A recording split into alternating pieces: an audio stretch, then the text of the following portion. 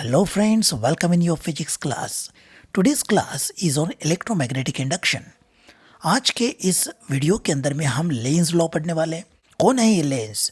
Lens वो scientist है जिन्होंने फैराडे के अलावा सेम टाइम लाइन में इलेक्ट्रोमैग्नेटिक इंडक्शन पे काम किया और साथ ही साथ इनकी अच्छी बात ये थी कि इन्होंने डायरेक्शन भी कंसिडर किया.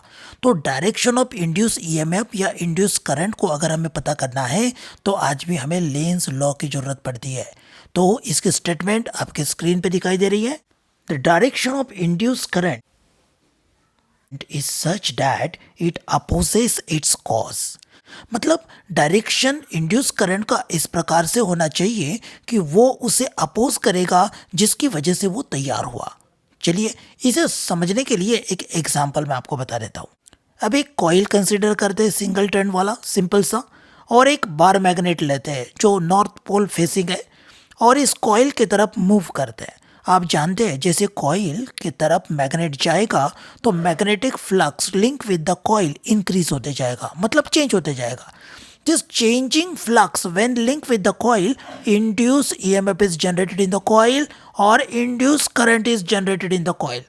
इस इंड्यूस करंट की वजह से अब ये coil now acts as a magnetic dipole, और मैग्नेटिक डायपोल को नॉर्थ पोल तो होता ही है ना, इसका नॉर्थ पोल एग्जैक्टली मैग्नेट के नॉर्थ पोल के साइड में तैयार होगा ताकि वो उसकी मोशन को अपोज करे.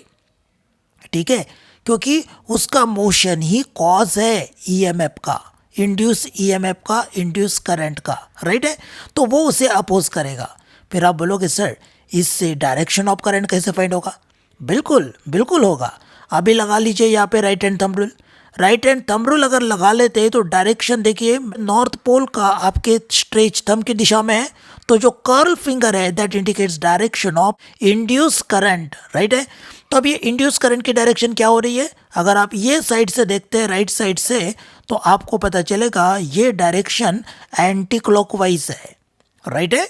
तो इस प्रकार से हम डायरेक्शन ऑफ इंड्यूस करंट पता करते हैं यूजिंग लेंस लॉ. चलिए अब चर्चा करते हैं एग्जाम में, बोर्ड एग्जाम में इसके ऊपर कैसा सवाल आ सकता है.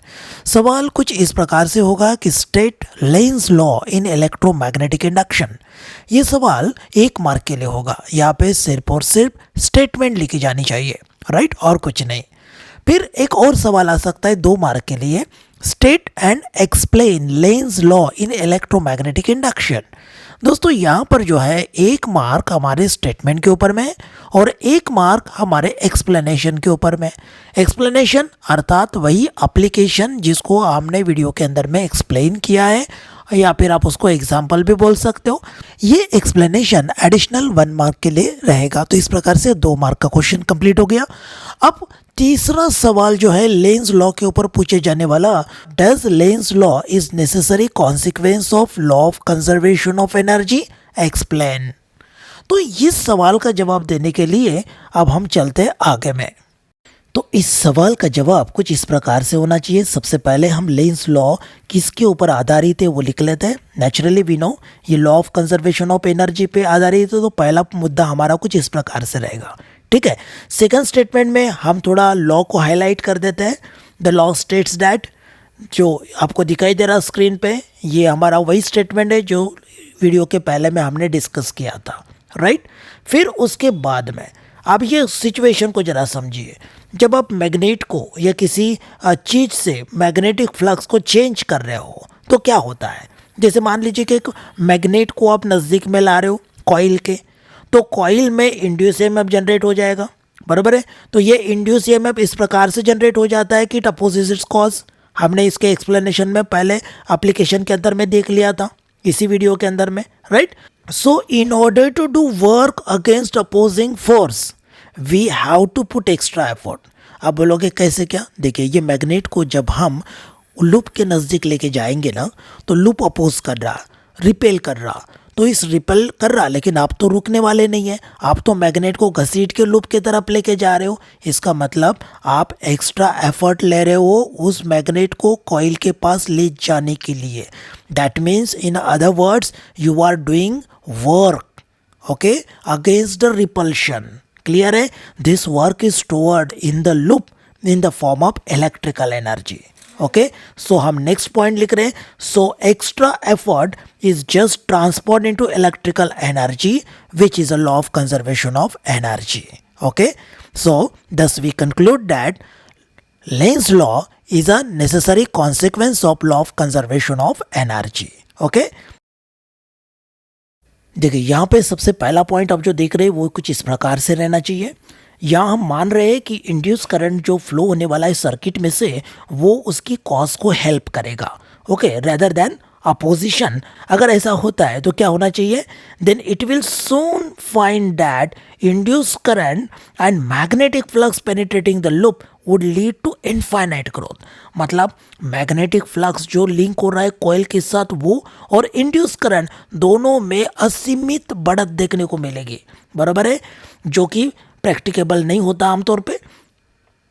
The induced current once started flowing the loop, एक बार इंड्यूस करंट ने फ्लो होना शुरू कर दिया, वुड कीप इंक्रीजिंग, वो इंक्रीज ही होते रहेगा इनडेफिनेटली, प्रोड्यूसिंग जूल्स हीटिंग. तो ये लगातार बढ़ते जाएगा. ठीक है, और वो जूल्स हीटिंग भी प्रोड्यूस कर रहा. बट सुनो, जूल्स हीटिंग प्रोड्यूस करने के लिए कोई एनर्जी, कोई वर्क तो करना पड़ेगा ना वहाँ पे. ओके, तो यह ऐसा कुछ नहीं हो रहा at no extra cost. How is it possible, है ना, ये पॉसिबल है क्या, नहीं ना. This violates law of conservation of energy and that is why we conclude that the Lenz law is necessary consequence of law of conservation of energy. Okay, तो समझ गए, ये एक्सप्लेनेशन पे भी उतना ही मार्क मिलेगा जितना आपने प्रीवियस एक्सप्लेनेशन पे मिलेगा. ठीक है, तो आपकी मर्जी, आप दो में से कोई भी एक आंसर लिखिए, you will get the same marks. Okay, तो चलिए यहीं पे हम करते हैं वीडियो को कंक्लूड. अगला वीडियो जो आएगा वो मोशनल इलेक्ट्रोमोटिव फोर्स के ऊपर में रहने वाला है. ठीक है, जरूर देखिएगा. सी यू देन.